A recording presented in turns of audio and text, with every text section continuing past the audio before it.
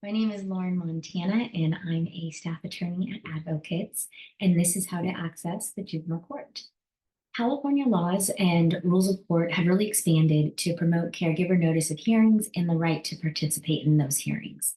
This comprehensive training will cover federal and state laws that afford foster caregivers the right to information about their child in care, as well as the right to participate and to be heard in juvenile court. Specifically, the training will provide a thorough discussion about the flow of information to the court, caregiver report forms, de facto parent status, requests to change court orders, prospective adoptive parent status, and ways to improve advocacy access and accountability. We hope this training will provide current and future foster caregivers with a working knowledge and understanding of our juvenile court laws and the legal tools that exist to facilitate participation in the juvenile dependency system. Some of the legal procedures we'll discuss are very technical and case specific. To be mindful of our time, we'll only talk about these procedures generally, but detailed explanations are available on our website, and you can always call Advokids for help with these procedures and or forms. So when a dependency case comes to court, it's shortly after a child has been removed from their home by the police or a social worker who may remove a child or children if they have reason to believe that there's an imminent risk of harm to the child or the children.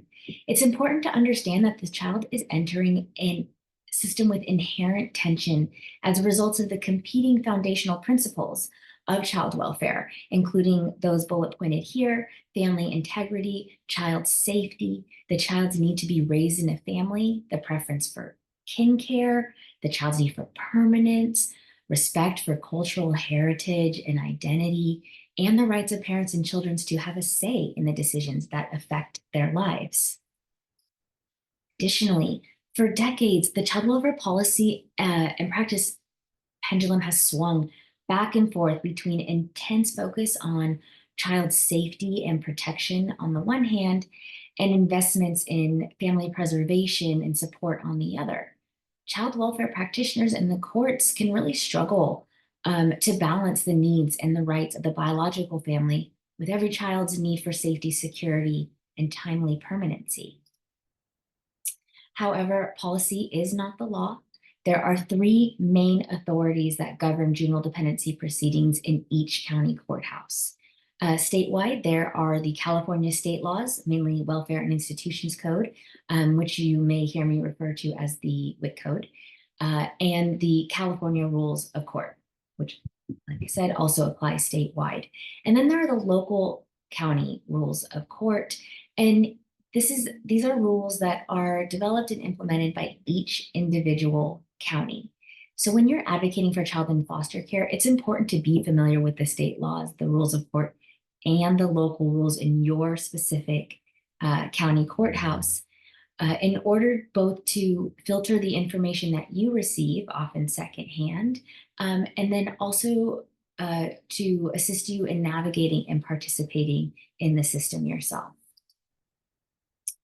So once a child has become a dependent of the court, it is the court, the judge, that has the ultimate decision-making authority, and that court may make any and all reasonable orders for the care, supervision, custody, conduct, maintenance, and support of that child.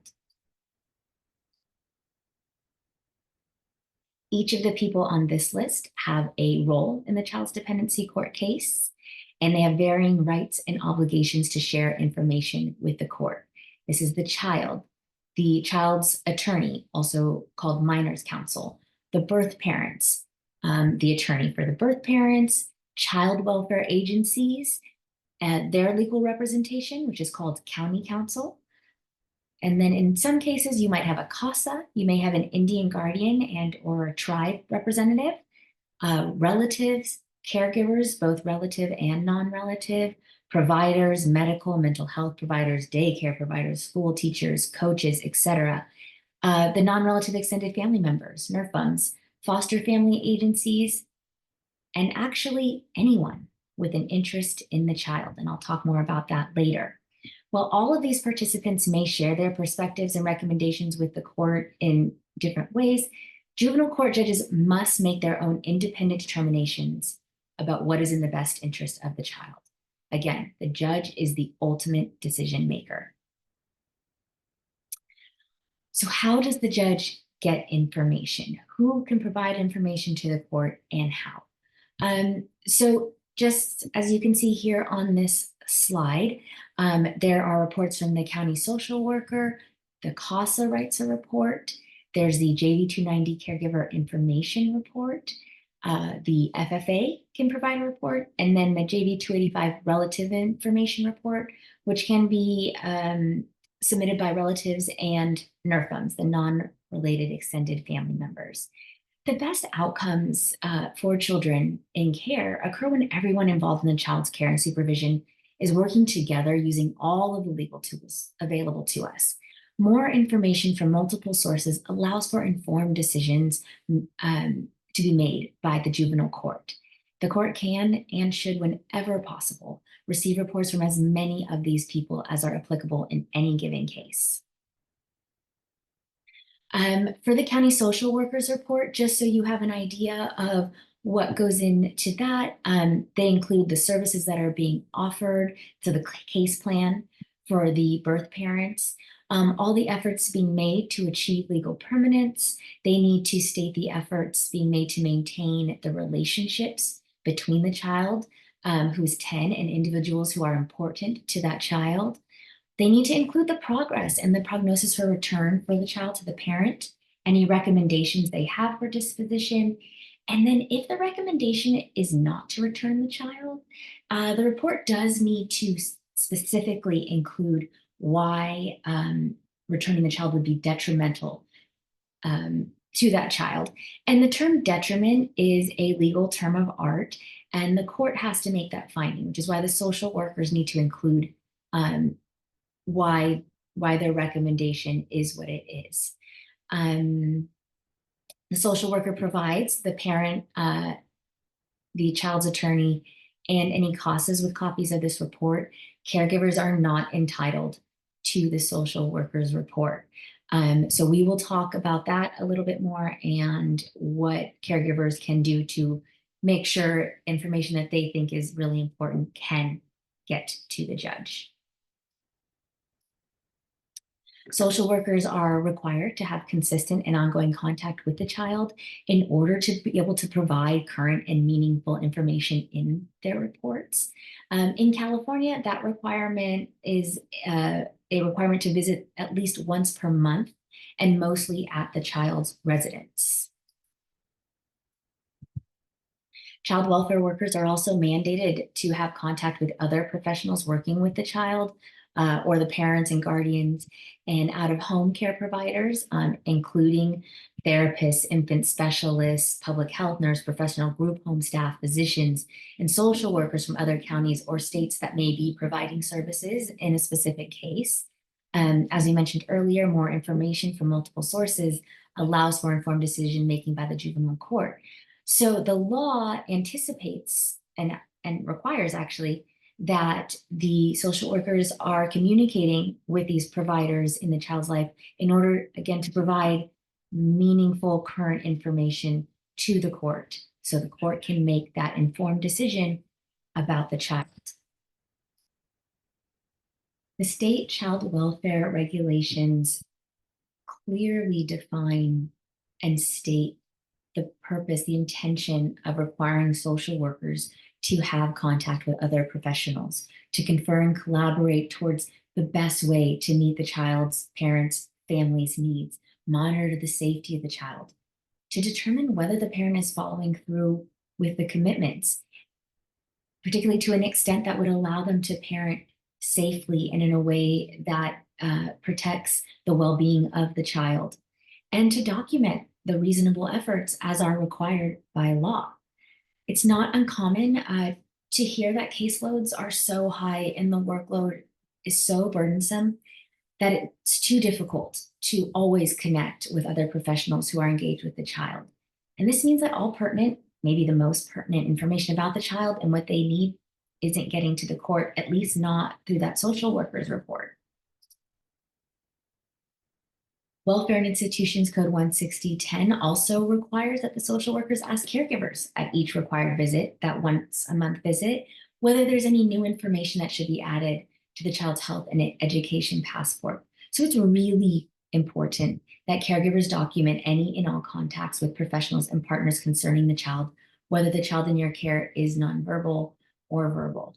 It's a way to assist with getting all that information, because there's a good chance that as the caregivers, you're having more, if not the only contact with providers in the child's life than the social worker may be able to. The CASA report. So just a little bit about CASAs. This program exists throughout California. CASA stands for Court Appointed Special Advocate, and these are specially trained volunteers who can be appointed by the juvenile court at any point in a juvenile court case. CASAs are sworn officers of the court. They're tasked with helping to define the best interests of the children and the non-minor dependents in juvenile court proceedings. The way they do this is by gathering information before each review hearing about the child and providing written reports and recommendations to the court regarding the needs and the interests of the child. There are local rules, or there should be local rules in each county, which specify how the CASAs can be requested, when the reports need to be submitted, who's entitled to receive copies, and who must make the copies and distribute them.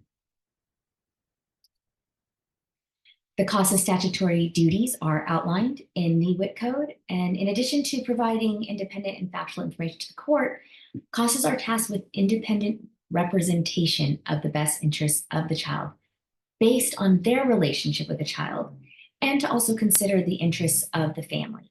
At the judge's request, a CASA can also monitor cases to ensure the court's orders are being fulfilled. If a child has a CASA, that CASA should be part of the CFT's, Child and Family Team meetings, unless the child objects.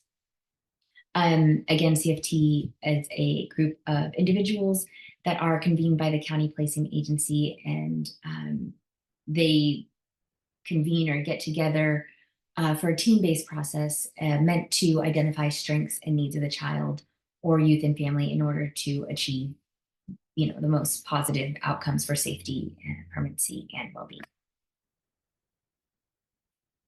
CASAs are also mandated reporters under the Child Abuse and Neglect Reporting Act. This means that if a child reports abuse or neglect to the CASA, that CASA is required by law to make a report to the proper authorities.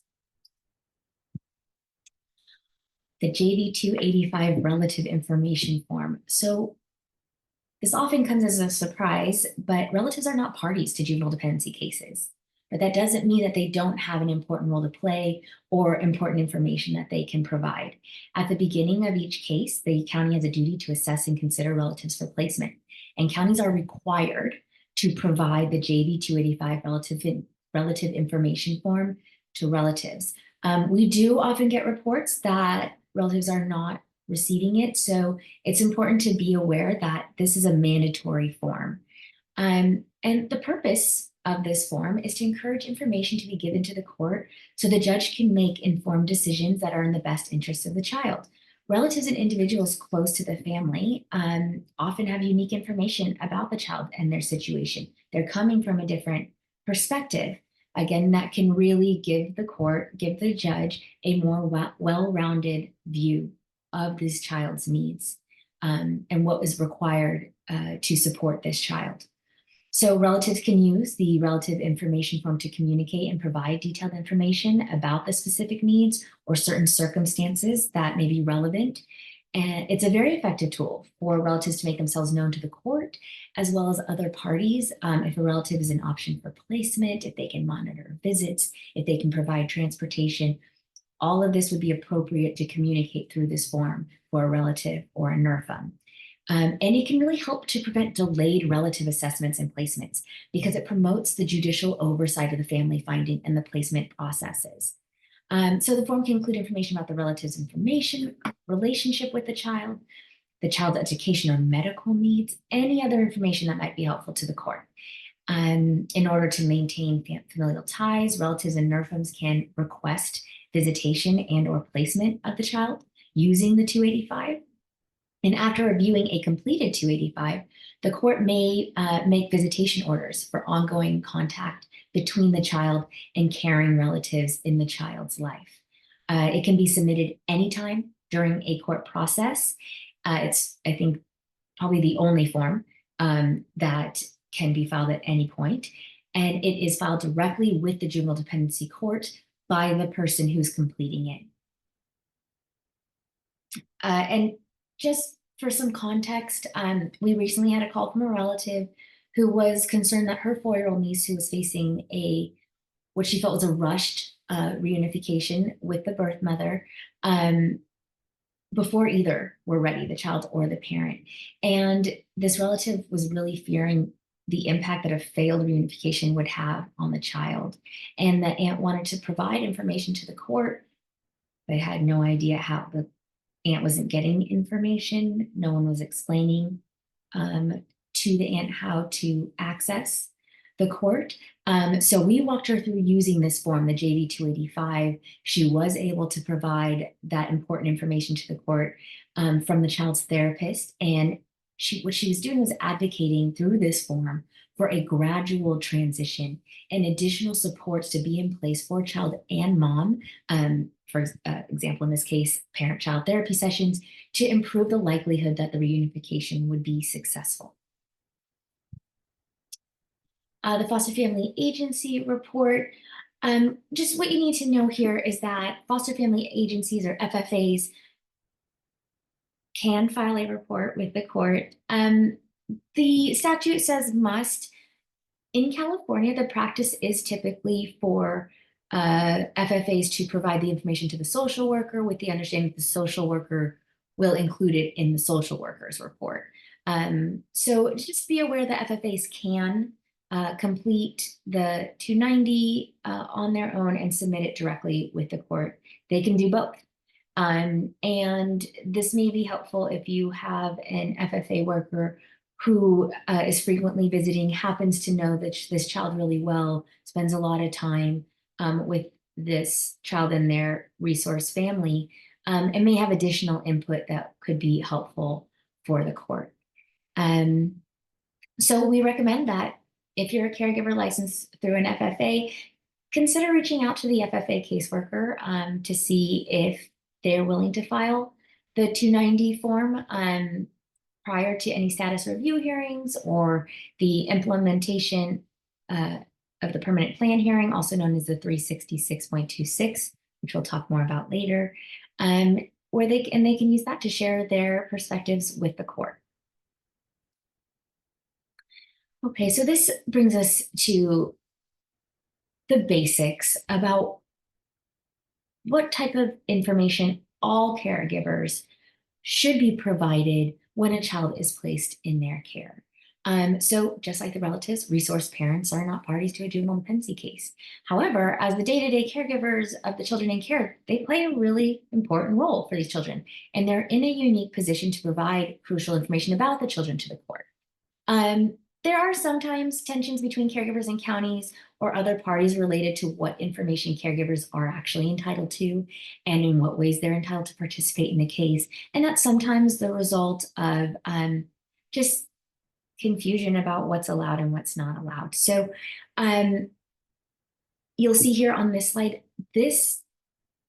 slide and Welfare and Institutions Code 16010.4 and 0.5 details specifically all the information that caregivers should be provided. Giving caregivers this type of information better enables them to meet the needs of the children or youth in their homes, and it's an important part of their ability to provide information to the court. It includes the contact information for the social worker and the social worker supervisor, the child's attorney, minors counsel, and CASA if applicable, where the court cases are happening, where's the courthouse, the case number. We do hear a lot that resource parents are told the case number is confidential. It actually should be on the placement paperwork, the placement agreement when the child is placed in the home. So that information should be provided to you. A copy of the child's birth certificate, passport, or other identifying documentation, their social services identification number, Medi-Cal, any medications and instructions for use, plans, the case plan that outlines their needs and services, and of course, the health and education summary. This is an all-county information notice, also known as ASIN. These documents are drafted and disseminated by the California Department of Social Services, or CDSS, and they provide guidance and information to all California county agencies on a wide range of issues related to and impacting child welfare. For example, when a new law is created and goes into effect, an ASIN will come out to direct the counties on how that law should be implemented. And back in 2014, this ASIN was sent to all counties in California to remind counties of the importance of sharing information with caregivers in child welfare cases. This letter, along with the statutes noted in the previous slide, helped to clarify what kind of information can and should be shared with the caregiver, and what is permitted to be shared by the caregiver. You can Google all ASIN, or All County Information Notice, and the number, and you will be able to pull up the complete letter.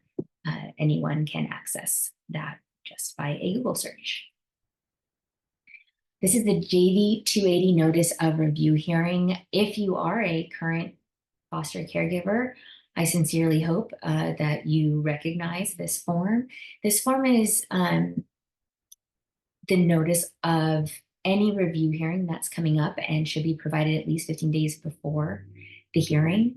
To encourage and facilitate caregiver participation, California created laws providing that caregivers should know about their right to receive this notice of all review hearings and permanency hearings, their right to attend those hearings and submit information they deem relevant to the court in writing, and their right to complete the JV 290 caregiver information form in order to submit that information.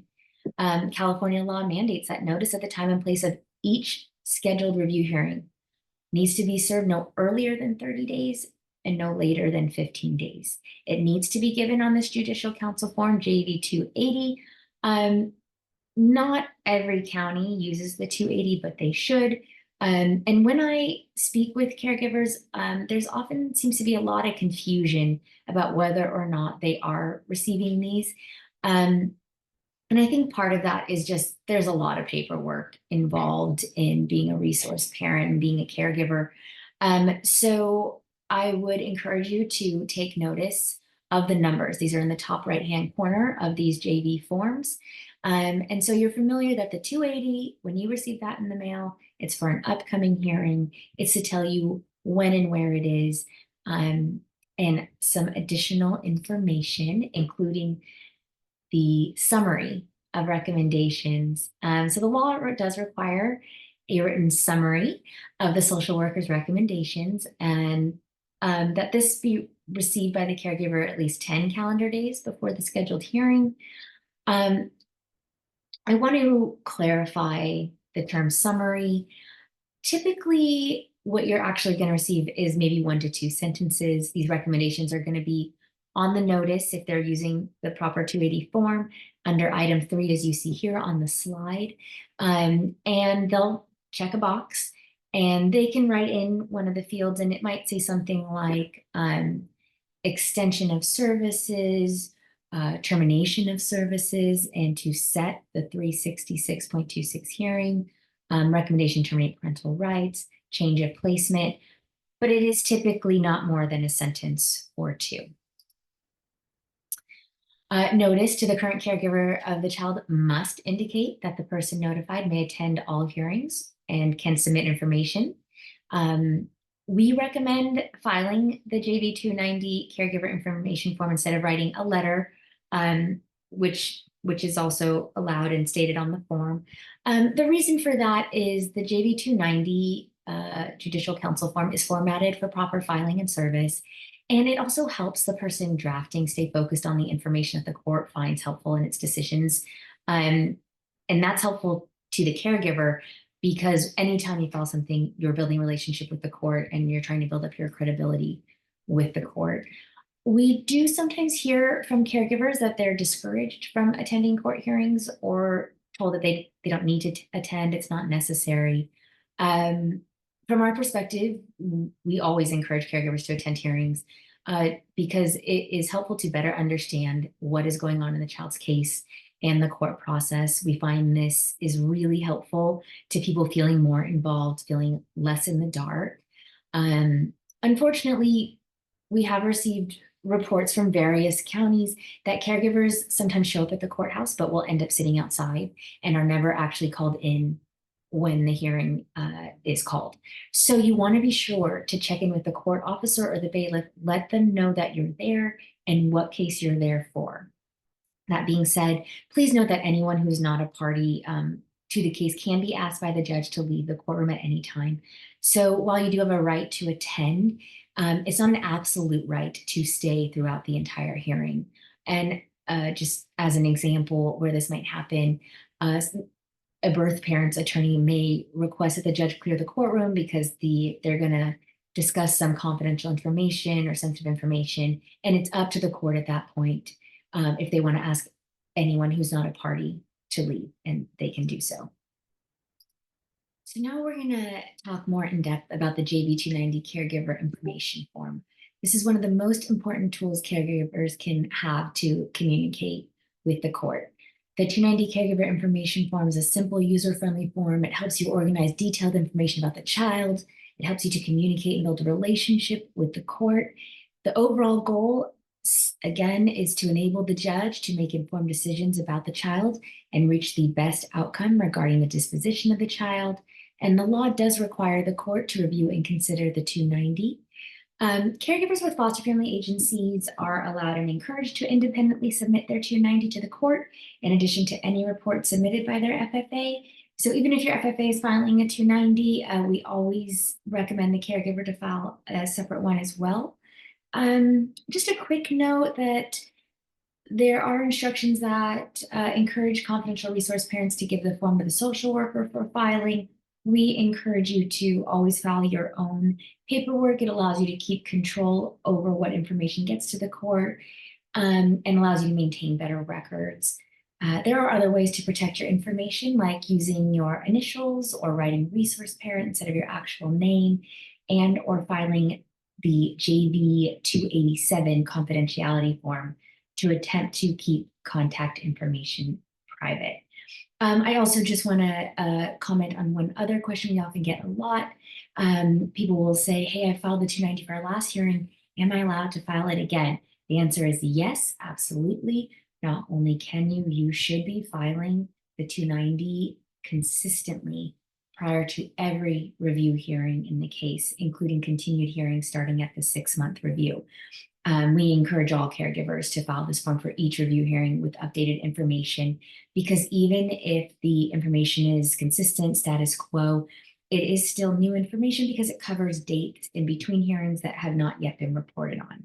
Down the road, if you need to solicit assistance from the juvenile court regarding the child in your care, your 290 will help the judge track your participation in review hearings. It will give a snapshot of the quality and care being provided, and it can also provide an important baseline for the child. The social worker must include a copy of this form, the 290 form, along with the summary of recommendations, in the caregiver's primary language when available. And for people who don't receive the form in another language, it's important, start this one over. Okay, start again. The social worker must include a copy of this form with the summary of his or her recommendations to the caregiver, and in the caregiver's primary language when available. For people who do receive the form in another language, it's really important to understand that anything you submit that you file with the court needs to be on the English language form with responses written in English. Along with the 290, the county needs to provide the 290 information instructions. The Judicial Council created this 290 instruction sheet, providing detailed instructions for filling out and filing the 290. This is where it suggests that you can give your form to the caregiver to the social worker to file on your behalf. Again, we would encourage you to file your own paperwork directly with the court. And we're going to take you through this form by each item line because it should be the most used form by caregivers. And aside from the 290 information form, there's really little instruction on what to include on this otherwise pretty user-friendly form. So we'll start with the top section of the 290, which the caregiver is expected to complete. And if you're going to be taking notes during any part of this training, this 290 section is really where you want to do so. Completing the caption, there are boxes at the top of the page 1 asking for the court name, mailing address. You can write the name of the county where the court is located and the street and mailing address of the court. If you don't know the name and address of the court, you can look at your 280 notice of court hearing, or you can Google it. For branch name, you can write in Juvenile. For the child's name section, you'll write the child's first and last name, as well as the hearing date and the time where indicated. And if you don't have that information, you can ask the social worker because, again, it should have been provided to you on the JV 280 notice of hearing. Here's an example here using Alameda County as the example. So that part's pretty self-explanatory, but we do understand that under the stress, high stakes, emotional nature of these cases, people can really second guess themselves. So we provide this as a guide. You do need to provide the case number. It should also be on the notice of hearing that you receive in the mail. If you don't have the case number, ask the child's social worker or attorney for it. If the case involves siblings, there may be one case number for each child. Be sure to use a separate 290 form and write in the correct number for each individual child. On page 1, you're going to complete information about the child and about yourself. For question 1, you'll input the child's first and last names, date of birth and age. Resource parents, relative caregivers, and other individuals caring for the child should complete question 2. Include your name, what type of caregiver you are, and how many years or months the child has lived in your home. Caregivers skip question 3. This is for FFAs and for facilities only if they are completing this form. Question 4 is where you're going to start providing detailed information about the child. The form will prompt you for the type of information the court wants to know. It's important to answer the question asked. This is another reason we suggest doing the 280 versus a letter, which tends to veer from the information the court needs to make its decisions about the child. So as you can see on the slide, or hopefully you've seen the form, number 4 wants to know about the child's medical, dental, and general physical and emotional health. The thing I want to note here is you should include any information you have on these topics. It does not have to be problems or concerns, though those should be highlighted and in most cases be how you start out this section. People also tend to skip the dental health. You need to note the information about each item noted on the form. And it can be as simple as their last dental visit was on such and such date. The dentist reported that child is in good dental health, or child has this many cavities. Next appointment is on such and such date. Child will be receiving XYZ procedure. It doesn't have to be a lot of information if it's not necessarily problematic, but you do need to answer the questions asked. For item 5, you're going to provide information on the child's status at school, such as the child's grade level, public or non-public school, how the child's doing in school, outcomes of testing or school conferences.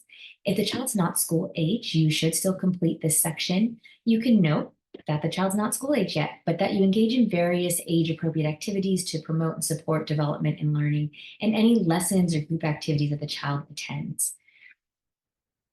For question 6, you'll indicate whether the child is a special education student, and if so, the date of their IEP or individualized education plan. Number 7 is a really important item. Here, you're going to provide information on how the child is adjusting to your home. This information will include behavior at home, how the child interacts with other family members, how the child expresses feelings and needs, the child's eating and sleeping patterns. And I think I would say that in my experience, I see that people struggle with this section the most and often default to writing a few statements asserting that the child is bonded, attached, and loved by the family. It would be better to describe the details so that the reader, in this case the judge, can come to these conclusions based on the information you provide. How the child interacts in the home environment. Do they share a room? Do they have their own room? Do they know which room is theirs? Does the child refer to the home as home? Example, when are we going to go back home? Can a friend come to our house?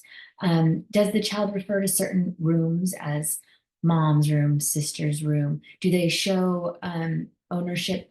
Are there certain spaces in the home that have the child's toys or like a bookshelf that are accessible to the child? Any things like this that would allow the reader to imagine how the child has adjusted to the home, how they navigate the home, and how they perceive where they're living at this time. And then for number 8, you're going to provide information on how the child is getting along with others, including peer relationships, relationships with teachers, and other adults outside of the family. The common thing I see here is child gets along well with others, or child loves the biological children in the home. It's more helpful to describe these specific interactions in detail, kind of how the children react to each other. For example, does the child light up when older foster brother comes home from school, or run for a hug, or bring a book to the foster sibling to be read to them? Is the child shy? Do they kind of like observe play, or do the child try to engage and interact in play?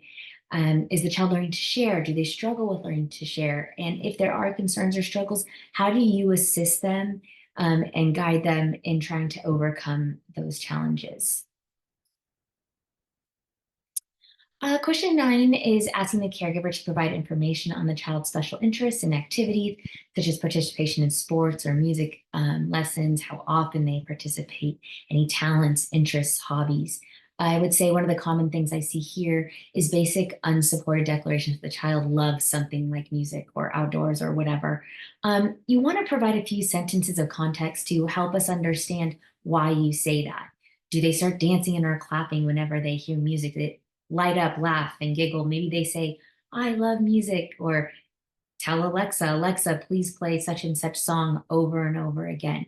Give examples so the reader doesn't have to just take your word for it, but they can see how you come to that conclusion objectively, which again helps you build your credibility and helps give weight to the information you're providing.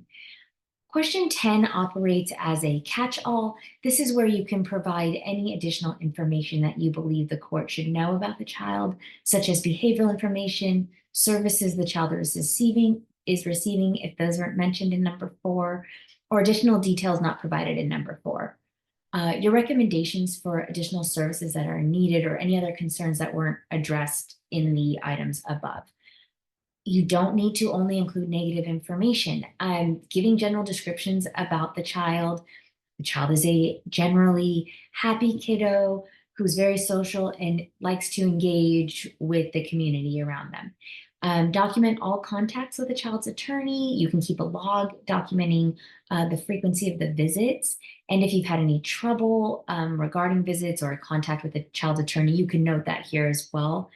I would just encourage you to keep in mind that all parties receive a copy of your completed 290 form. So it's really helpful to be factual and respectful even when reporting a problem.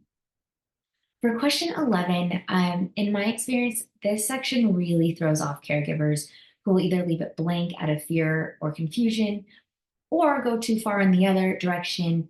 For example, telling the court, we need to terminate rights and order the child adopted by them right now. So I always recommend completing this item with measured language that communicates the important information to the court, but also can demonstrate your understanding that there is a court process and procedure here that does need to be followed in all the cases. And what you actually write in this section may vary depending on the facts, but for most 290s, some form of standard language can work well. So I would recommend saying something like, we respectfully recommend maintaining child's name, Amanda's current placement routine, services if applicable, and relationships to support Amanda's interest in continuity and stability. And if Amanda is unable to reunify for any reason, we're committed to providing permanency for Amanda through adoption. This type of statement is child-centered. It's stating your recommendations as focused on the child's interests, demonstrates an understanding of process and roles, and it doesn't undermine reunification. It communicates your commitment to permanency, assuming that's the case, which is important for concurrent planning purposes, but can get tricky because you do want to make sure that you are not appearing as though you don't support any reunification efforts that may be ongoing at that time. And finally, for question 12, if you have attachments like a visitation log or more information, medical reports, for example, be sure to check the box next to question 12 and indicate the total number of pages attached. There's not enough room on the form itself, so it's very likely that you are going to need an attachment at least for question 7, often for question 4 as well. So any supporting documentation that you may want to include from providers, such as doctors or therapists, or anyone else is counted in this attachment page count for number 12. And of course, you do need to sign a date on the bottom of page 2. If there are 2 resource parents, both should be noted on page 1 and on the signature page. And you just want to make sure to label each attachment by the attachment number to the 290. So like I was saying, it's likely that you will not be able to fit all of your information on the form. This is an example heading format for your attachment of overflow. If you need more space in the small space provided in the actual form, you can either write continued on attachment 1 for each section that needs more space. For multiple item overflow, that can all go on the same attachment. You don't need a new attachment for each new item number on the form where you have overflow.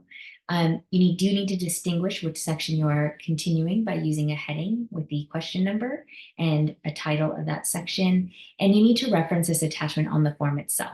So you can see the example format on the slide, attachment 1 to the 290, child's name, first and last, and the child's date of birth, case number. And here is an example where you would need overflow of 4 and 7, current status of the child's medical, dental, general, physical, emotional, continued, or you can write the whole response just on the attachment, etc. as needed. We always encourage caregivers to reach out to medical providers to advocate for the child's mental and physical health. You want to attach letters from credentialed treating providers who can support what you're reporting on the form. It adds that credibility, and it also conveys that you have these established relationships with the child's provider, that you can supervise and facilitate continuity of care, which supports a child receiving the treatment that they need. I should note that we have a sample request for medical services letter for treating physicians and mental health care professionals. It's not on our website, but you can contact us if you think that would be helpful. Providers can edit it as they see fit, or it can be helpful for them just to have an understanding of what they can provide. So please do give us a call if you think that's something that would be helpful to one of your providers so they can provide support for the child's needs. Behavioral indicators of stress. This list was actually created by a child abuse pediatrician and associate program director at the Violence Intervention Hub Clinic in LA. It notes specific behaviors that can indicate child stress responses related to transition, trauma, neglect, and things that may signal that the child needs an updated mental health evaluation on that basis. You can use this list to open the conversation with the healthcare providers and provide helpful information that may lead to a recommendation for ongoing treatment or referrals, or provide a basis for a provider letter of support.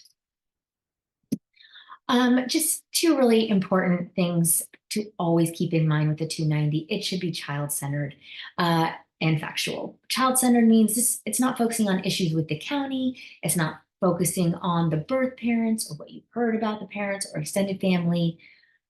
You really just need to keep it focused on the child. And part of this is because you're building that relationship and credibility with the court. The information really needs to be factual. Facts include things that you have personally witnessed or independently observed or verified. This is not always easy to do, especially in such an emotionally charged environment. There's a lot of second and third hand information that gets passed on to caregivers from social workers, birth parents, extended family, etc. So if it's not something that you know to be true, most of the time you should probably not include it. But if the information is critical and is not, cannot, or will not be shared by the source, then you need to qualify the information as it is your understanding that, or you have been informed by so-and-so that XYZ. You aren't sure, if you aren't sure whether it is something you should or shouldn't include, please give us a call. We can assess it with you and provide advice and our reasons, or provide options and the reasons behind those options. And ultimately you can decide, because it is your paperwork, what to include or not include. And then the last thing just about the 290, you can also choose to attach a picture or two so the judge can see, they can put a face to the name and the file number. And if you remember nothing else, just try to keep in mind that when you're completing the 290 caregiver information form, you want to be sure to be factual, provide specific information, remain child-centered, positive, and as kind as you can.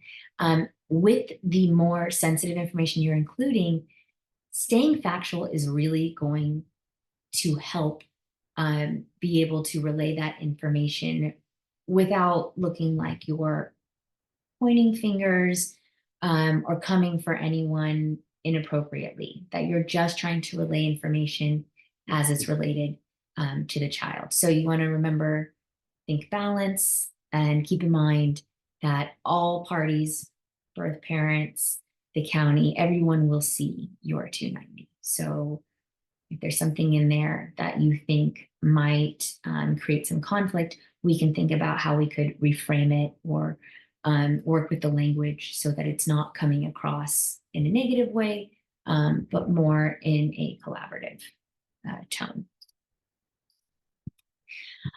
So timely professional filing.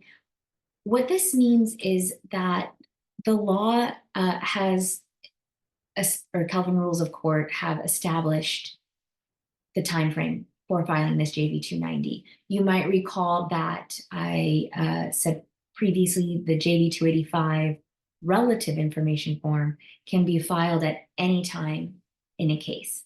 The 290 is intended to be filed before each review hearing when the court is going to be looking at the case.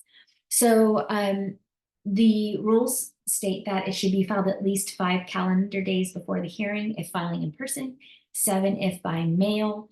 We do generally tell people get it in 2 weeks before, just to give a little bit of a buffer. You don't want to go too much before that time period, because if it's filed too early before the court's looking at the case, it's likely just to be put in the file and may not be read at the time the court itself is looking at the case or making decisions for the child in the case.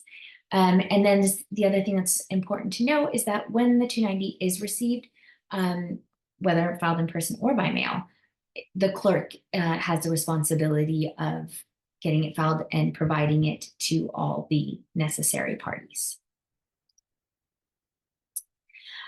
So I don't want to go too deeply into all the details here. You can read through this information to understand what happens during these hearings. But starting with post-disposition review hearings is when the 290 can be filed, which is why I just want to go through the various review hearings. So when you are following along in the case, if you're not getting the proper notice, you understand that this is the time to be filing these 290s. So post-disposition disposition is when the court decides what they're going to do with the case. And if this child is in your home, then the court has decided to have the child remain out of custody. And if the family is getting the opportunity to reunify, there's going to be hearings meant to be at 6-month intervals to review the case and see if the child can be returned. 6-month review starts after the 6 months after the dispositional hearing, but no later than 12 months from the date the child entered foster care. 12-month review is no later than 12 months from the date the child entered foster care. So sometimes the 12-month review can be used as a catch-up. It's not necessary that you are able to do this math because you don't always have all the information you need. But what you should understand is that you should be getting 280 JV 280 notices of review for hearings that note this is the 6-month review. This is the 12-month review. They should come with a blank JV 290. If they don't, you can get it from our website, but you can and should file a 290 before the 6-month review, 5 to 7 days, depending on if in person or by mail. 12-month review, again, a new 290. If the case goes to 18th and or 24-month reviews, these review hearings are calendared from the date the child is removed from their parents. 290s again, 18-month review, 290. You have a 24-month review, another 290, 5 to 7 days before, depending on your method of filing. The 366.26 selection and implementation hearing, or as a lot of people refer to as the TPR or termination of parental rights hearing. Termination of parental rights is one thing that can happen at this hearing. Its actual name is the selection and implementation hearing. This is when services for a parent have been terminated and the court is considering what the permanent plan for the child will be. Absolutely, we encourage you to be doing a 290 before this hearing as well. And then finally, the post-termination of parental rights placements decisions. When the court orders a permanent plan of adoption or a legal guardianship at the selection and implementation hearing, the court retains jurisdiction over the case until that adoption is finalized or the legal guardianship is officially established through the letters of guardianship. And that continues at intervals of 6 months. The goal of those review hearings are to make sure the permanent plan is progressing as expeditiously as possible. Again, 290s before these hearings as well.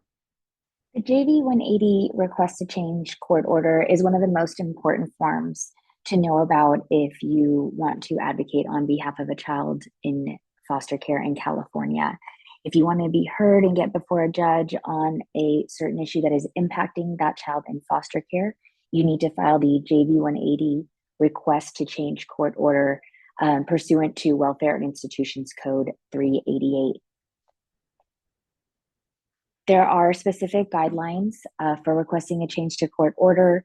Any person has the ability to do this. Anyone who has an interest in the child can file the 388. It does need to be filed when it is appropriate timing, meaning that immediate hearing is needed. And if that hearing is granted, that hearing must take place within 30 days. You need to have a change of circumstances or new evidence that you are able to articulate and demonstrate on the form. And you also need to be able to articulate how and or why what you're requesting is in the child's best interest. It's always really, really important, highly recommended, sometimes absolutely required, that you should include specific information and attachments in order to support what it is that you're relaying to the court. And finally, by filing the 388 petition, it's really important to understand that you're only seeking to bring the specific issue or issues raised within the petition to the court's attention. You cannot put one thing in the petition and then once you have a hearing, get before the court and try to discuss some other issue about the child's case. So we're going to go into some of these specific guidelines a little bit more because it is really important with the 388, if you are going to achieve your goal of getting the hearing, that you understand what is required on the form. So first thing that's just really important, really a bit unique, is who can file the JV 180 request to change court order. You do not have to be a party to the case. You don't have to be an immediate family member or family member at all. Any parent or other person with an interest in the child who is a dependent of the juvenile court may file this 388 form to request that a previous order be changed or modified, to be terminated, to create a new order. any of those things can be done by someone just having an interest in the child. It's important to know when to file. This is for issues that need to be addressed right away. It's not just to send FYIs to the court. So it's appropriate when an immediate hearing is required. It's appropriate when the circumstances have changed or there's new evidence that you can offer. And it's in the child's best interest to modify the previous order, or when you're seeking visits, placement, or contact with a dependent sibling in foster care, or on behalf of a child who has a sibling in foster care. And one thing that's also important to note is that you don't have to have de facto party status. There's sometimes some confusion around this. Again, no party status required, de facto party or original party. None of that is required. You don't have to be a party to this case whatsoever. The legal threshold criteria is probably the most important guideline that you need to pay attention to if you want to get a hearing for what you're requesting. And the first legal threshold criteria is that change of circumstances or new evidence.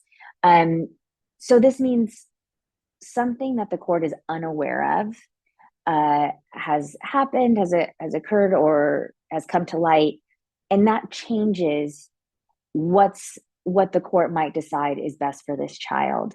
And the reason why this is important is because the court is not going to continue to discuss issues that have already been discussed and decided. So if the court is going to spend court resources and time, you need to adequately demonstrate that there is something new here to be discussed.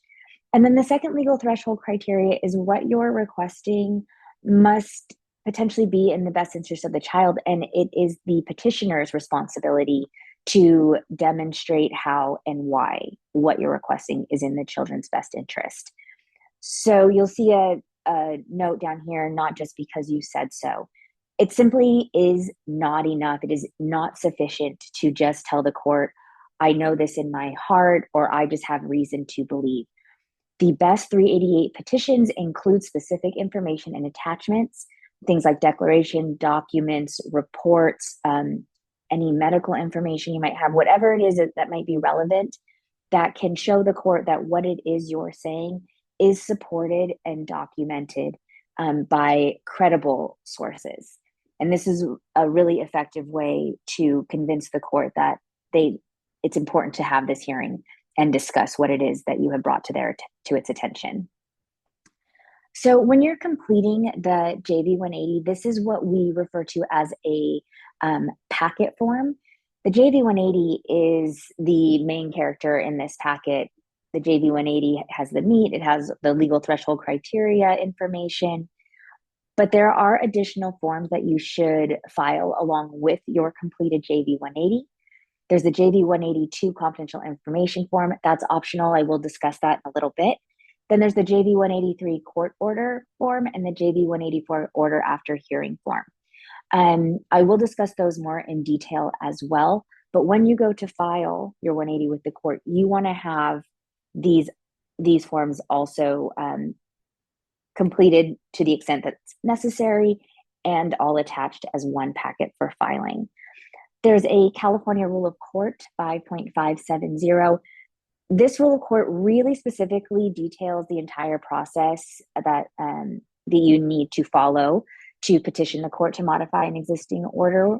So when you're filing the 388, if you Google California Rule of Court 5.570, you'll see exactly what you need to do for filing. You can also always call Advokids, and we are happy to walk you through the process and answer any questions that may come up.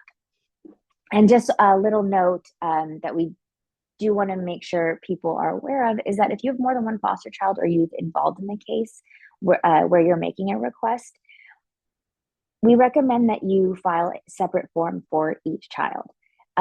It's possible that there will be some overlapping information if that's what makes sense in the case and with what you're requesting, but there should also be unique pieces that are specific to that individual child, because no child is the same.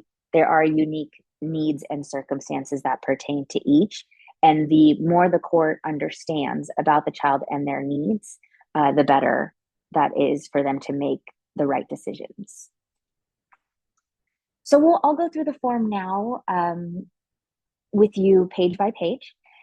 This is the first page of the JV 180, the top section. On the left is information about the child. It's really pretty self-explanatory. You want to complete the information. One thing I see happen sometimes, number 1A, when it asks for your information, and people who are not an immediate family member aren't sure what to put, there is a box there for sibling or other relative and a line for you to specify what type of relative you are. And if you don't fit in any of these boxes specifically, you should absolutely use the other box and write it out. It could be a godparent, whether you're a teacher, any other sort of daycare, any other sort of provider, daycare provider, medical or mental health provider. That's what the other box is for.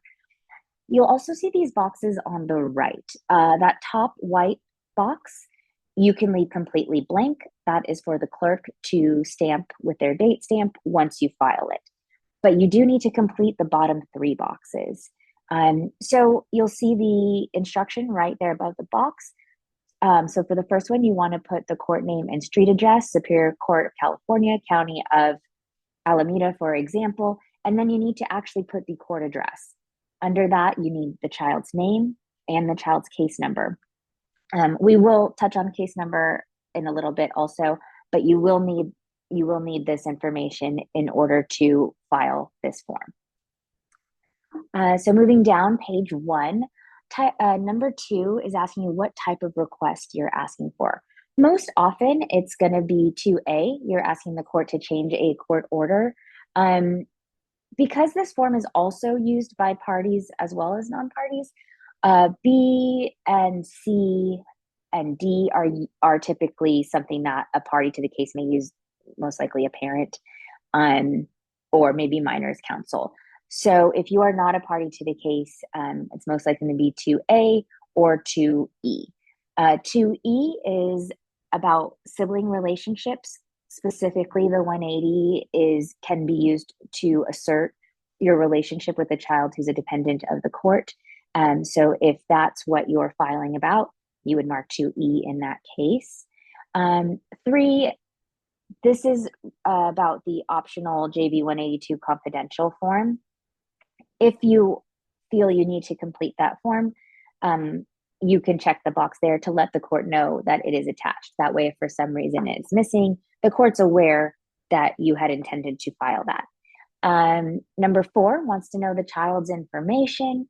So A and B, name and date of birth, those are usually pretty key. You need to have that information. If you don't know the attorney, that's okay. If you do, mark it down. I always think it's good if you don't have the information to either write unknown or not applicable if that's the case. So there's no confusion as to whether you dismissed the question on accident or you actually don't have that information. You want to complete as much of the form as you possibly can. You want to know who the child lives with, if you know, and the name of the person and where they live. And there's also a box there to check if unknown. So again, you want to fill it out as completely and thoroughly as possible there, so there is no confusion about whether there was an accident about missing a piece of information or you just don't have that information. On page 2, number 5 asks questions about the parents and legal guardians. It wants to know about Indian tribes or CASA volunteers, ed rights holders, and social workers.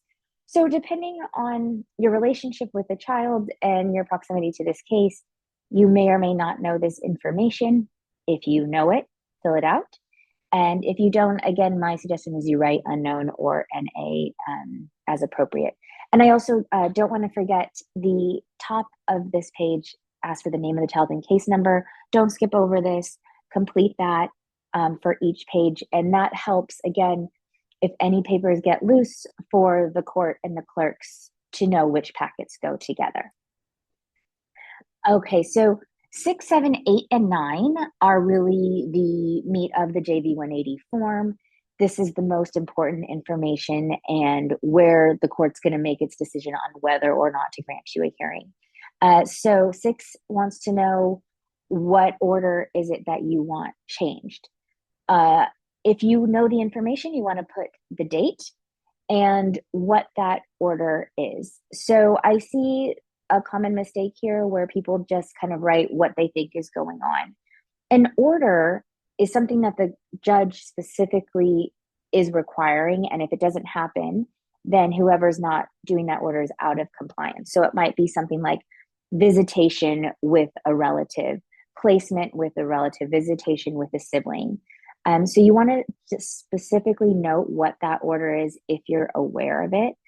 If you believe there's an order that exists, but you've not actually seen it, you're not a party to the case, no one's giving you, documented information, you can note that. When I attended court, the court made the following order. I have not received a minute order, but I believe there's one on file. Again, with any of these, and especially 6, 7, 8, and 9, if you have questions or need assistance, please do call Advokids. We are happy to walk you through each of these questions and assist with things like framing and language and keeping the relevant information in and weeding out the not relevant pieces that we might think seem relevant but actually are not. So for item 7, the court wants to know, well, what's happened since that's going to change the judge's mind. This is the change of circumstances or new evidence legal threshold criteria. Number 7 is really important. So here you want to state what's changed since that order was made, or what's changed requiring a new order to be made. And you can put more details further down below. So here I prefer to summarize, highlight what's been changed, and then note, please see additional details in item 9, which we'll talk about in just a minute. 8 is, what new order or orders do you want the judge to make now? Again, just like 6 and 7, try to answer the question asked. Specifically, what is the order? If you just provide a narrative that's kind of a ongoing, generally what you want to happen in a case, that's not an order. An order is something specific. I would like the court to order a specific placement in my home. I would like the court to order visitation or telephone contact on a monthly basis. It should be as specific as possible.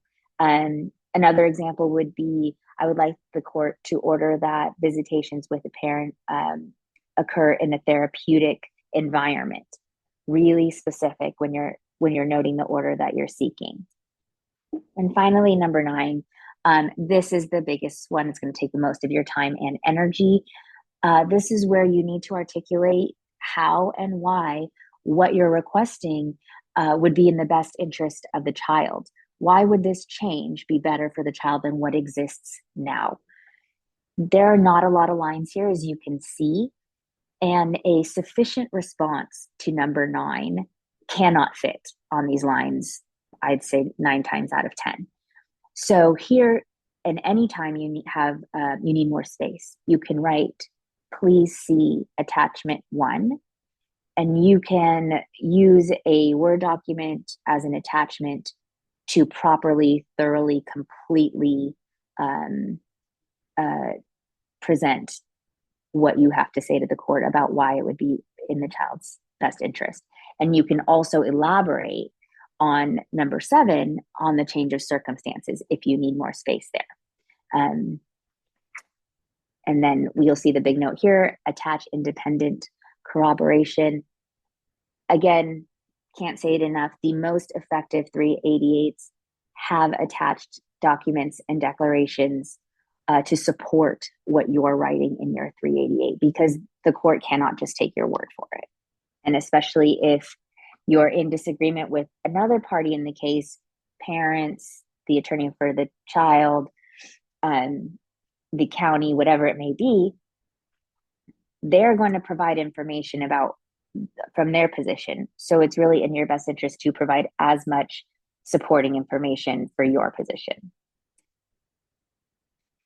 Which brings us to the attachments.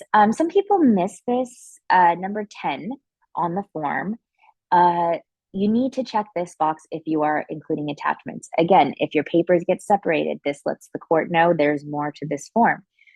It also lets the court know that you have more to say about it. That if they go through these attachments, the court can expect to find the supporting information the court needs to see why you're requesting what it is that you're requesting. So you need to check that box, and then you also need to add the number of pages attached. And for your attachments, you want to make sure they're properly labeled. And I will talk about that in just a minute as well. Number 11, this is really confusing for people often. It's okay to not know where all of these people stand. It's asking you whether all of these people agree, disagree with what it is you're requesting. Does the child agree? The child's attorney, the parent, legal guardian, social worker, pre-adopted parent, etc. All of these might not apply in your case. Also, you may have no idea depending on your connection and a relationship to the child. It can be left completely blank. And if you are aware that someone agrees with you or disagrees, you do have the choice to mark it, but you don't want to guess. So if you're not sure that they will in court back up what you put on there, it's best just to mark the I don't knows or leave it blank. For service of the JV 180, if you are not represented by an attorney, it is the clerk's job to send notice and copies of your 388 to all the required parties. And something I want to make sure I'm being clear about, because some people don't know this, is that if you do file something with the court, all the parties in the case will receive a copy of that. So that's the parents, the child, the county, their attorneys. And then if there's a CASA in the case, if there's a tribe involved, anyone who's a party to the case receives a copy of anything filed. So there is nothing secret, nothing that's going directly to the judge that you're going to be able to kind of talk about without other people knowing. It's important to realize this when you're completing the form. You want to have a tone that is respectful and neutral while also providing the factual information that supports what you're asking for. But again, the important thing here is to know that if you don't have an attorney, it's the clerk's job to file it for you. Occasionally, people will report that they attempted to file it with the clerk's office and the clerk rejected it, stating the reason that the person trying to file the petitioner was not a party to the case. It does happen that sometimes clerk's offices are not aware that the law requires the clerk to serve it if you're not represented by an attorney. It happens that some clerk's offices may be unaware that you don't have to be a party to file this form. So if that happens, you can direct them to the code sections we provide here.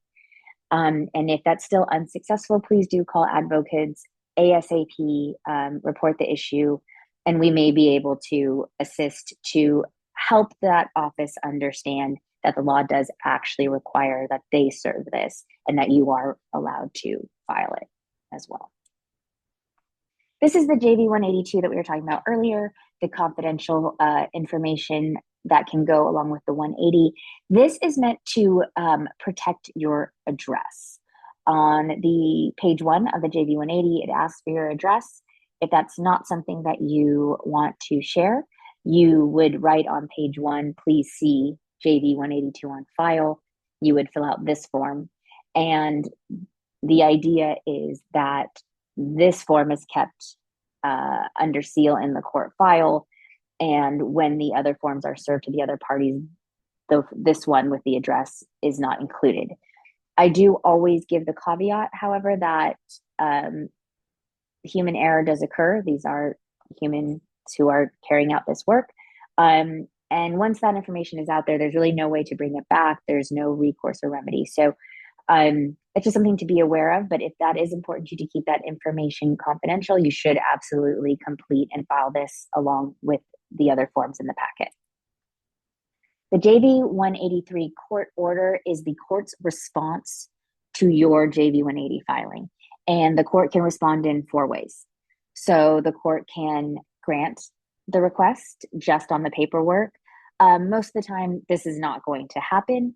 This is when everyone is in agreement. And most often, it's used in this way when it's used by a party. So the attorneys have spoken, they've come to an agreement, and they're using the 180 to draw up that agreement. And so the court can take a look at it and see everyone's in agreement. Okay, I can grant it. So usually not the case for like caregivers or family members. The judge can deny the 388 right on the paperwork, no hearing, nothing, if the court feels that you did not sufficiently meet that legal threshold criteria that we've been talking about, the change of circumstances, or in the best interest of the child. Then, if the other options for the court are to set a hearing and to set an evidentiary hearing. And that can be confusing. They're both hearings. However, the first one is if the court is maybe not sure if you've met that legal threshold criteria. So the court wants to get everyone together, all the parties together, and hear from the other attorneys whether they feel that you've met that legal threshold criteria. Do they support this petition moving forward and having a hearing? Do they not? And if yes or if no, what are the reasons why? Ultimately, what you want is number 4, the evidentiary hearing. So if you have a successful hearing that says, okay, I think they did meet the threshold criteria, you can then move on to your evidentiary hearing. It can also happen if you have a sufficient thorough 388 with supporting documentation, the court can just grant you your evidentiary hearing on that basis as well. And that's ultimately the goal when filing a 388. The JV 184 is the order after hearing. So this is if you are granted a hearing. And after the hearing, if the court's going to make any orders, the court will document it on this form.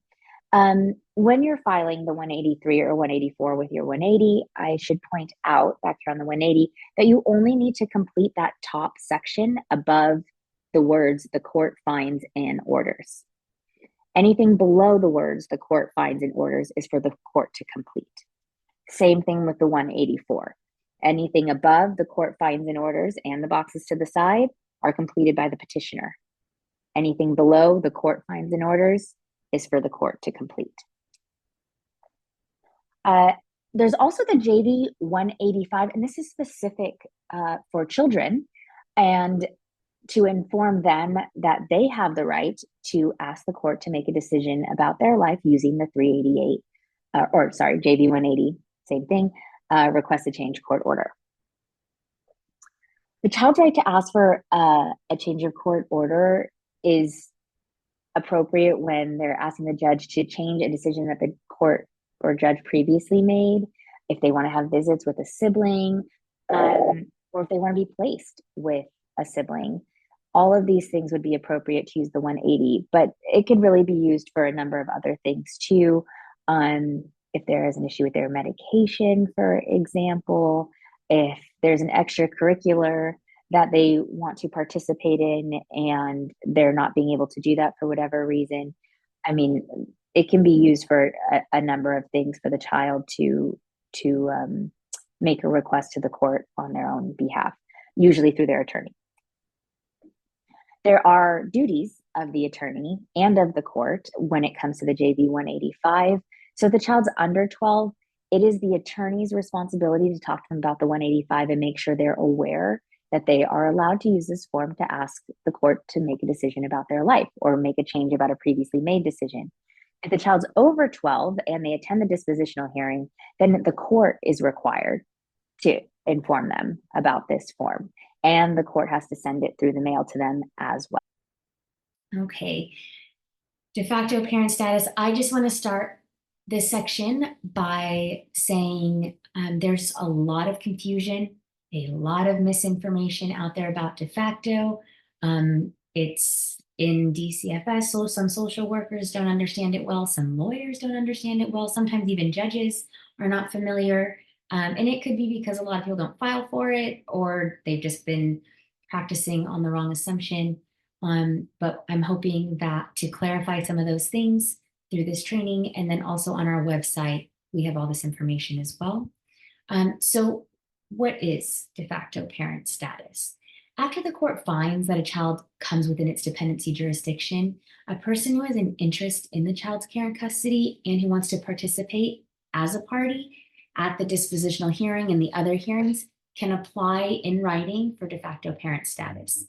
I want to note that the legislature has never incorporated the de facto parent concept into the statutory dependency scheme. There is not a welfare institutions code that talks about de facto parent status. Court rules do recognize the status, and appellate courts have generated a long line of cases establishing rules and principles and setting parameters for de facto parents and dependency proceedings. But this was created in case law, and it's likely what has led to some of the confusion. So how do you qualify?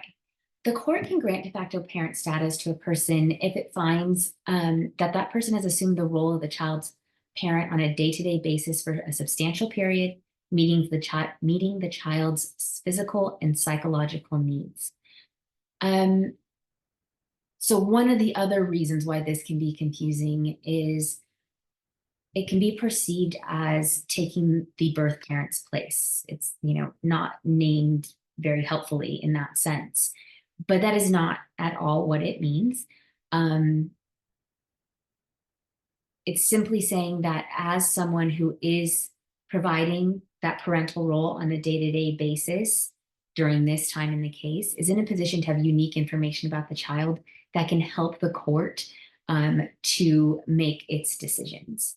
I also want to note that the person doesn't actually have to be the child's present caregiver to be awarded de facto parent status. When that person possesses unique information about the child, that would be helpful to the court. But they do need to have had that sort of relationship with the child. So an example of this might be if there was a grandparent who raised the child or informally was caring for the child to such a degree before the child was removed that they have that unique information about the child, that person might qualify as a de facto parent and may be awarded that status, giving them a certain level of party and standing. The rights that de facto status grant you is the right to participate in the case, starting at the disposition hearing and any hearing thereafter. They have the right to be present at the hearing. De factos have the right to retain counsel or at the court's discretion be appointed counsel, and the right to present evidence. But there are some caveats to be aware of here. This is a limited role, so it does give you party status, but I refer to it as standing light because you're not quite on the same level as the original parties. One of the main distinctions I use to explain that is with regard to discovery, which I will talk about in a minute. But you should understand that this is not an absolute right to participate in the case in terms of making decisions for the child.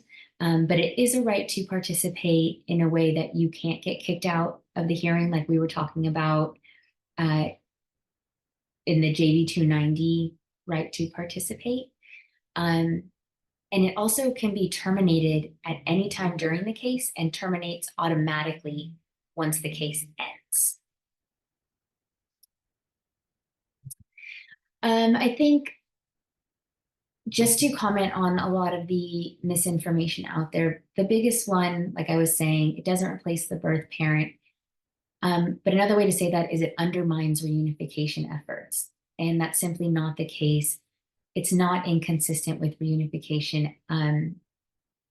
It's simply to be recognized by the court as someone who can provide information that others in the case don't have because you are the day-to-day care provider. We have received reports that some courts are reluctant to grant de facto while family reunification is ongoing. Although that's not a legally relevant factor recognized by case law, it does result in petitions being denied, ignored, or continued. And the de facto culture really varies from county to county. So you should just be aware that some of these beliefs do exist and could result in an improper denial of the de facto application. Another really big one that comes up a lot is the appointment of attorneys. Some people think that they need to file for de facto so that they can get appointed an attorney. There is no right to appointment of attorney for a de facto parent. The court has the discretion to appoint an attorney to represent a de facto parent in this state. But you don't get to choose who that attorney is. So if the court's appointing it, you get who you get. You also have the right to retain private counsel and appear with your privately retained counsel if that's within your resources to do. This is the one of the other major caveats. Again, it gives you a certain level of party status, but you don't have the automatic right to the confidential information in the case file. The original parties to the case do have that right. So this is an area where people get really confused. If you are granted de facto parent status, you still need to get court authorization before you can see any of the confidential material that's kept in the confidential case file. And you can do this by filing what's called a JD 570. If you think you might want to file this or you want some assistance with that, please do give us a call and we can talk that through with you. We're going to go through the forms in order to file for de facto parent status. This is also a packet filing. It requires multiple forms to be completed and filed all together, starting with the Judicial Council Form 295. This form is actually a built-in confidential form. So it's pretty self-explanatory. You write your information and it's meant to be kept in the file and not included in the forms that are served on all the parties. You just want to make sure if you're applying as a couple, you include both names and signatures under number 2. And include the attorney's name signature only if you have retained an attorney. It's not required. This is the main form for a de facto parent application. The statement form, there is not enough room on this form to sufficiently complete it. On our website, we have a sample filled out form and attachment template to serve as a model for how you can present the information that can be found on our website. It's very user-friendly. If you have any trouble finding it, again, give us a call. When you're completing the 296, just make sure to provide all information requested in sections 1 through 5. In section 6, you want to send a clear message that your relationship with the child must be protected. So you want to be specific and you need to attach additional spaces. If you can get everything you want to say on the form, it's most likely not enough to qualify to meet the criteria for de facto parent status. And like all the other forms as well, you need to attach letters from professionals if at all possible. Anytime that you can support what you're saying or add to your credibility, you want to do that because the court likely works with everyone else in the case on a regular basis. The court doesn't know you at all. So it's your job to provide that credibility to the court, both in how you communicate, the language you use, being factual, being child-centered, and then anytime you can provide that supporting documentation. This is the JV 297 de facto parent order. This reflects the judge's decision and order. The judge or clerk will fill this one out. You only fill out the top of the form, including your name and the child's name. Again, you can find templates and guidelines for these forms on our website. If you don't receive a response regarding your de facto filing in a reasonable amount of time, you may need to contact the clerk to check if there's been an order issued or a hearing date scheduled that you didn't receive notice of. But please note that there is no statutory provision regarding when a court must respond to a de facto application. So it is the sort of thing that you need to check on. And if it's become an issue, it's delayed, you're not sure what's happening, please do give us a call.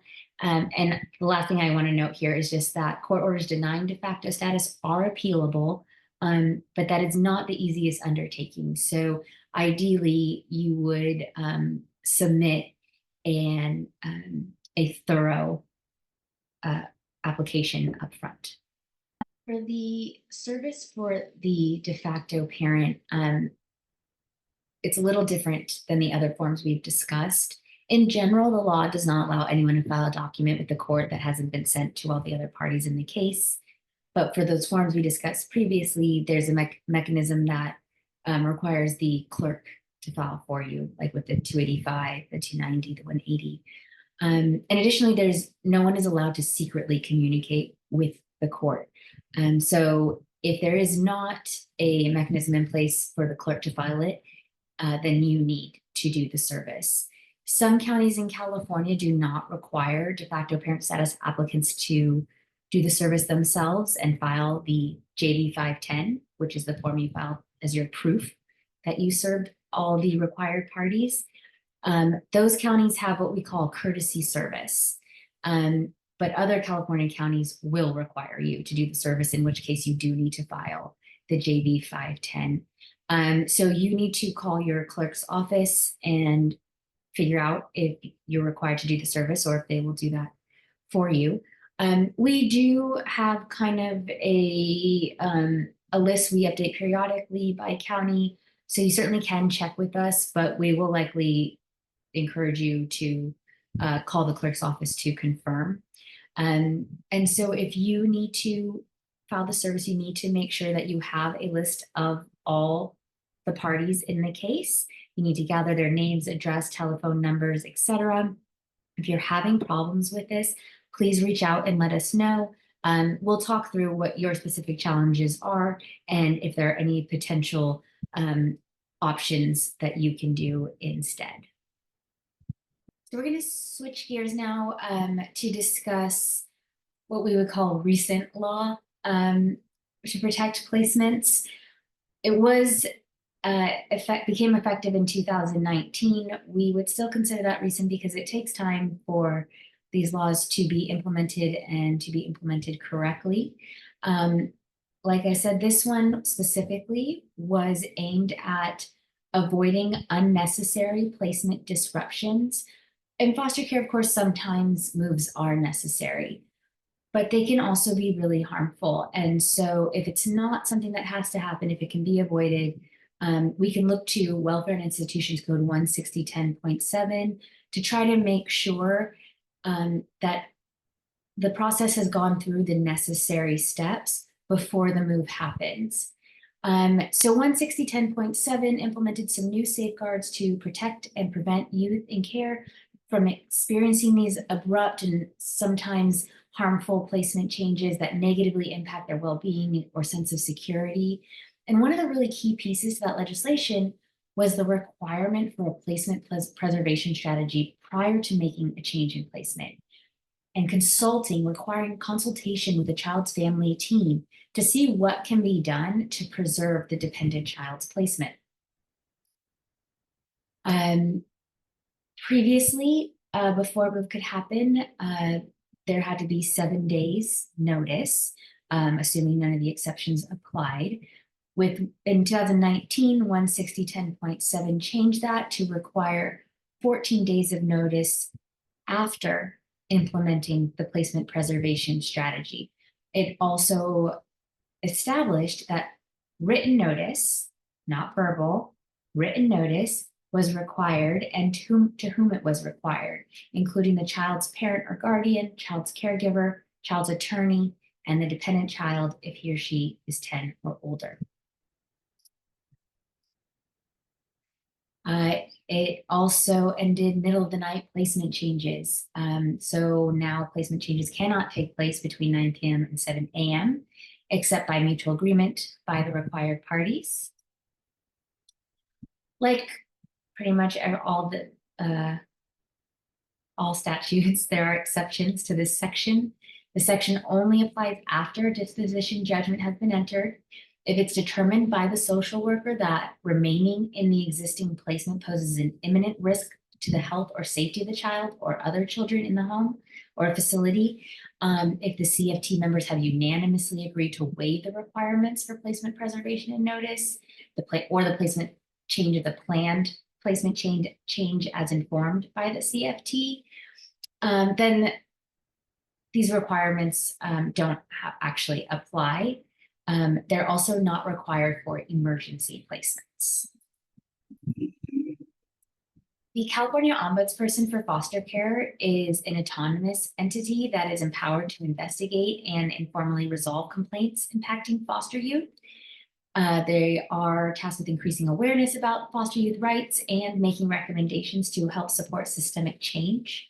Welfare and Institutions Code 16010.7 requires that the Ombudsperson's Office investigate complaints and allegations that a move occurred in violation of this section, and that the Ombuds Office provide the findings of the investigation to the County Child Welfare Director for the purposes of training, technical assistance, and quality improvement. Each county has grievance procedures to review complaints from foster parents, legal parents, guardians, and children concerning the placement or removal of a dependent child or youth from a foster home. All issues are to be resolved in the best interest of the child. Rights to grievance review procedures are still provided in the California Department of Social Services regulations and hasn't been updated to reflect the changes provided by 16010.7 regarding a placement change. If you go to our website, we have a lot of grievance review details and instructions, including template letters that you can use if it applies to your situation. Now moving on to prospective adoptive parents. Prospective adoptive parent is a person or persons who have filed or intend to file a petition to adopt a child. A dependent child's caregiver may be designated a prospective adoptive parent, and the court may make the designation on its own motion or on request by a caregiver, the child's social worker, the child's Indian tribe can request it, or attorney for any of those parties. In order to qualify for prospective adoptive parent designation, timing is critical. The hearing for termination of parental rights, the 366.26 selection and implementation hearing, must be scheduled in order for you to apply for this designation. However, the judge cannot grant prospective adoptive parent status until parental rights have been terminated at the 2/6 hearing. So if TPR is not the permanent order by the court, then prospective adoptive parent won't apply. Additionally, the child must have lived with you for at least 6 months. You must currently express a commitment to adopt, and you must have taken at least one step to facilitate the adoption process. If a request for prospective adoptive parent designation is made in writing, it must be made on the request for prospective adoptive parent designation form JV 321. The steps to facilitate the adoption process include, but are not limited to, applying for adoption home study. In a case in which tribal customary adoption is the permanent plan, the applicant has been identified by the Indian child's tribe as the prospective adoptive parent. The cooperating with an adoption home study, signing an adoptive placement agreement, requesting de facto parent status, doesn't have to be granted, just the request qualifies. Being designated by the court or a licensed adoption agency as the adoptive family, discussing a post-adoption contact agreement with the social worker, child's attorney, child's CASA, adoption agency or court, working to overcome any impediments that have been identified by CDSS, California Department of Social Services, or the licensed adoption agency, attending any of the classes required of the prospective adoptive parent, and taking any other steps towards adopting the child. You will see that A, C, and I are written in blue. And that's because the JV 321 form was last updated in 2010 before the resource family approval process went into effect in 2017. The designated list of steps to facilitate the adoption process does not take into account the steps a caregiver takes to complete resource family approval. So now if you are RFA approved, you can check box A, C, and I on number 8 of the JV 321. And additionally, you can check box J and write in the space provided that you are resource family approved. Prospective adoptive parents have the right to special notice of the agency's intent to remove and the right to file an objection to the removal on the Judicial Council Form JV 325. Unless it is an emergency removal, the agency must notify a prospective adoptive parent of their intent to remove using the Judicial Council Form JV 323 and must include who is proposing the move and the reason for the proposed removal. This notice must be sent before the change of placement is made and as soon as possible after the decision to change placement is made.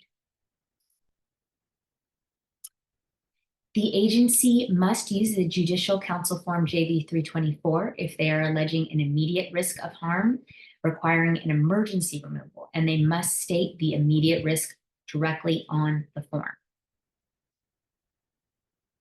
Both notice forms must be provided with a blank JV 321 request for prospective adoptive parent designation and the JV 325 objection to removal.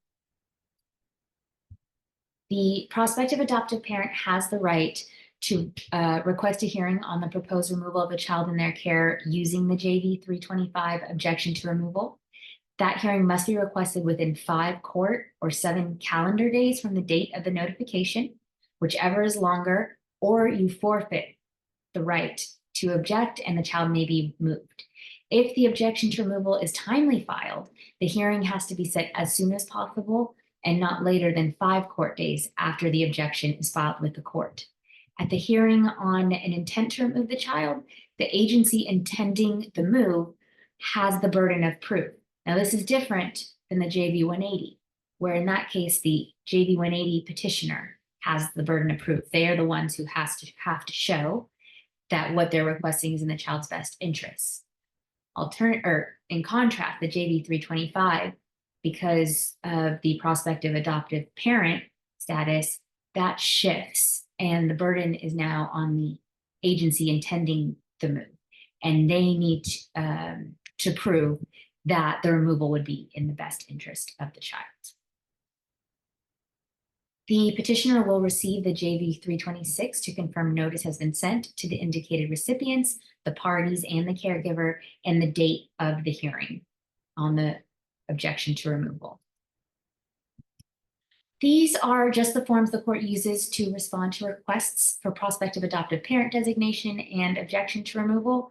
The JV 327 is the court decision form. So when you request prospective adoptive parent designation, that is approved or denied and documented on that JV 327. The JV 328 is the court decisions form for the court's order after a hearing on a child's removal from the home of the prospective adoptive parent. So a minor who's the subject of a juvenile court hearing is entitled to be present at the hearing. The court must inform a child who is present at the hearing that they have the right to address the court and participate in the hearing. And if the child so desires, the court must allow the child to do so. It's also important to note that if the child's 10 or older is not present at the hearing, the law requires that the court determine whether the minor was properly notified and the reason why the child is not present. It can be very empowering for a foster child to attend their court hearings, or for a child in foster care to attend their court hearings, especially for older foster youth. They may feel more involved in making decisions that affect their lives, such as where they'll live or if they see their siblings. The question does often come up about how intimidating it is for a child to speak in open court in front of their parents, and what opportunities exist for the child to speak privately with the judge. It is possible for the judge to speak with a child in chambers, but it's not entirely private. The attorneys will be present, meaning the attorneys for the parents, the county, and the minor would all be there. And the children should also be informed that the court doesn't always grant their request. If the child or youth in your care wants to attend their hearing and address the court in chambers, have them reach out to their attorney to make that request.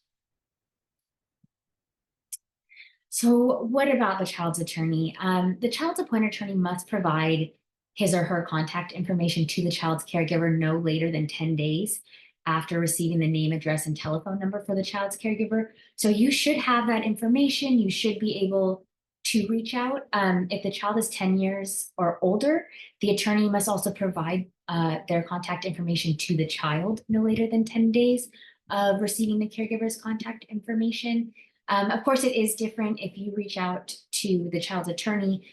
There are boundaries there about what can be discussed with you, but they can receive information from you. Alternatively, the child, however, minors counsel is their representative, so they should be able to have a meeting with their attorney. They should be able to explain to their attorney what they want, and they should be able to receive information from their attorney in an age appropriate way for them to understand what's going on with their case, what options look like in their case, their right to attend and to address the court and participate in their case should all come from their attorney. So there are also California statewide guidelines for minors counsel, the people who represent children in dependency court. And we just like to cover these so you can pay attention if these things are happening or not. But attorneys or their agents are expected to meet regularly with clients, including clients who are children, regardless of their age or regardless of the child's ability to communicate verbally. And I want to just clarify, or their agents, some attorneys' offices do have a social worker or representative who they send out to meet with the families, and that is within the guidelines required for representing children in dependency court. But the attorney does need to have sufficient contact with the child to establish and maintain adequate and professional attorney-client relationship. So the attorney for the child is not required to take over the role of the social worker. It's not, the attorney is not expected to perform services that are outside or unrelated to legal representation, but they need to be having enough contact to fulfill the role of legal representation, to know what does the child want, to make sure the child understands what's happening in the case and what options are available, and their ability to participate in the court process. It may also be helpful to know that the California rules of court require each local court to establish a process for making complaints, reviewing complaints, and resolution of complaints or questions by any party regarding the performance of their court-appointed attorney. Some local rules will allow designated adults, including caregivers, to make a complaint to the presiding judge on behalf of a child, but not every county. So if you have that type of issue, you need to check your local rules to see if who your county will allow to submit that type of complaint and what the process is for your county. On our website, we have a list of local rules by county, so you could start there or give us a call if you need assistance with that. And now I just want to talk a bit about when you do have concerns, you feel like they're falling on deaf ears, no one is listening. If you have some serious concerns about a foster child or youth that's placed in your home, it's important to keep all communication about your concerns in writing. You want to document who you have voiced those concerns to. You want to keep an active real-time log. You want to keep track of responses you get. When your concerns are in writing, you can show the court that you put everyone on notice about the issues. You also share the burden and responsibility with others to address the problem, and you're encouraging accountability in the system. If information is exchanged regarding a concern verbally, my suggestion is to send what we call a confirming email. So even if the information you got was on the phone or in person verbally, send an email afterwards saying, hey, just to confirm what we talked about today, my understanding was A, B, and C, and if I've misunderstood any of this, please let me know. That way, again, you are documenting and you are preserving that concern was addressed, the response you received, and you're also kind of protecting yourself. So you don't become vulnerable should this issue be escalated. Guiding trauma-informed decision-making. All children in the child welfare system are there because they've been subject to some form of neglect, abuse, or abandonment. And by definition, these children have all suffered trauma. In order to ensure that children in the child welfare system receive effective care that meets their specific needs, the court needs to have a thorough understanding of the trauma history and the current experiences both.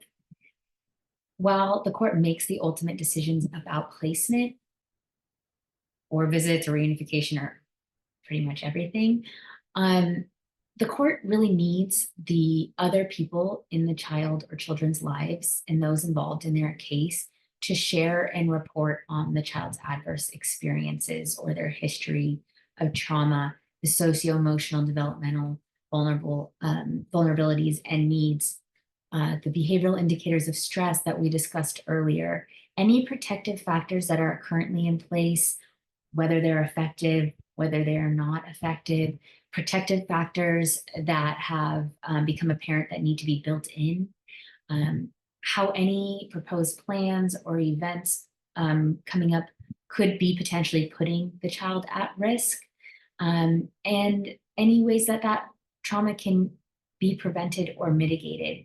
It is not about necessarily shutting down any proposed event or event required by the law, but taking the time to consider how supports can be added in or how plans can be modified in order to mitigate any unnecessary trauma to children who are in care. All correspondence reporting your concern should be sent to the assigned county social worker, the county social worker supervisor, and all agency employees responsible for the child or youth, including the program manager and director. If this is a very urgent, serious issue, you want to go all the way up the chain. Copies of the letters and letters of concern written to the agency should also be sent to the Minors Council, the child's appointed attorney, a CASA, if there is one in the case, an FFA social worker, if that's applicable to your case, and that supervisor and director. You also want to send copies to the California State Ombudsman for foster care.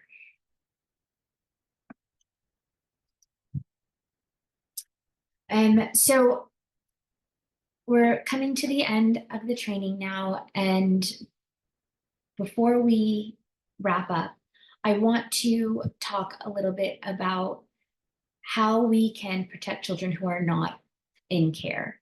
If you have concerns that a child is not currently subject to juvenile dependency proceedings, meaning they're not in foster care, if you have concerns that that child is being abused, neglected, or exploited, and you've called the child abuse hotline, but no action is being taken, you can complete and submit the JV 210 form to the County Social Services Agency.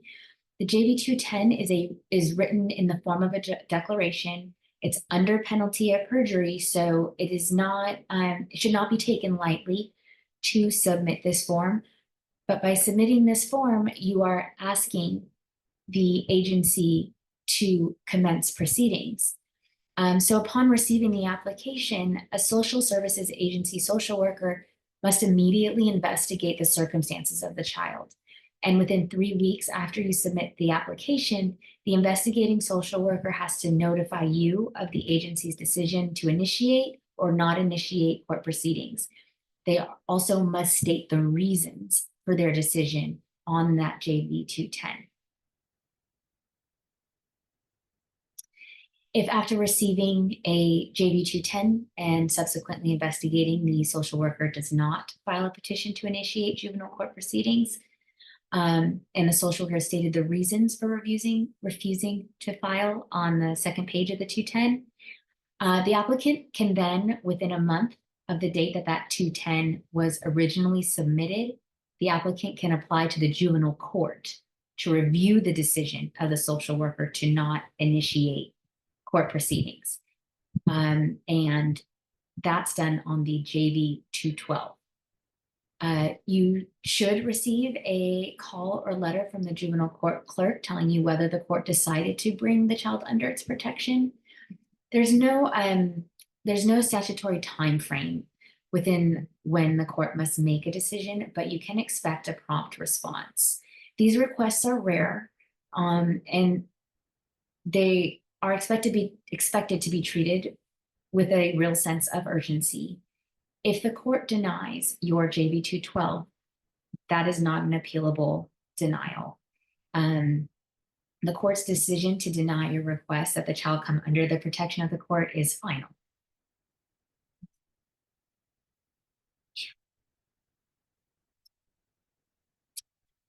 Just some things to consider if you are thinking about filing the JV 210. This is not anonymous. It could potentially require court involvement by the petitioner, including time spent in court testifying. If you're considering filing the 210, it's also important to understand the parameters by which a court can remove a child from their biological parents. The court must be able to establish that there is substantial danger to the physical health, safety, and protection, or physical or emotional well-being of the child in the home. And this is important, and no reasonable means by which physical health can be protected without removal. The court is required to consider the option of removing an offending parent from the home instead of the child. And the court is required to consider allowing a non-offending parent to retain custody if the parent has an acceptable plan for protecting the child from future harm. And that brings us to the end of this training.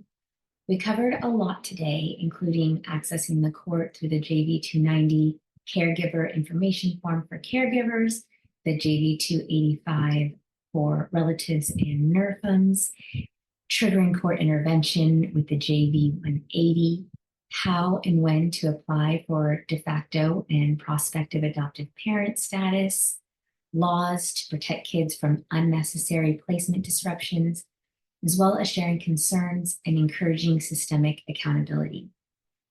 Through that improved access and information to the juvenile court and support for system-wide reporting and accountability, the hope is to decrease family separation and loss in family and caregiver relationships, to have fewer placement disruptions, to increase visitation with caring relatives, to improve permanency outcomes, including reunifications and adoptions, and to have less trauma and stress overall while in foster care. Improving the flow and quality of information to the juvenile court and improving our child welfare system in general requires all of us to be engaged and participate in any way that we can. Advokids currently has 2 active surveys where we are collecting data to gather more information about 2 problematic areas we've identified in specific counties and statewide. The first is a survey for current and former caregivers of foster children. If you are a foster parent or a relative caregiver, please go to our website and find the legal tools for resource parents on the left-hand side under the legal info tab to complete that survey. The second survey is for relatives and non-relative extended family members of children and youth in foster care. If this applies to you, please go to our website and find the legal tools resource for relatives and NRFMs on the left-hand side under the legal info tab to complete that survey. If you're a relative or NRFM, you are encouraged to fill out both surveys if possible. If you have any questions about this information and how it might relate to your specific child who's in care or your specific child's case, or you're just concerned about a child in foster care in California, please don't hesitate to reach out to us.